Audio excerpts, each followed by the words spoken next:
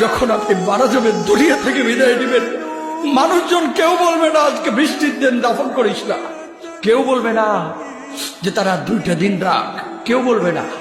কবরের মধ্যে যখন নিয়ে যাওয়া হবে, আপনার স্ত্রীর কথা মনে পড়বে, আপনার সন্তানের কথা মনে পড়বে, আপনার বাবার কথা মনে পড়বে। সবচাইতে বেশি কষ্ট আপনাকে যে জিনিসটা দেবে, কি নিয়ে কবরে ঢুকলাম, কেন সুদ খাইছিলাম, কেন ঘুষ খাইছিলাম, কেন কবরের জিন্দেগির জন্য প্রিপারেশন নেই নাই।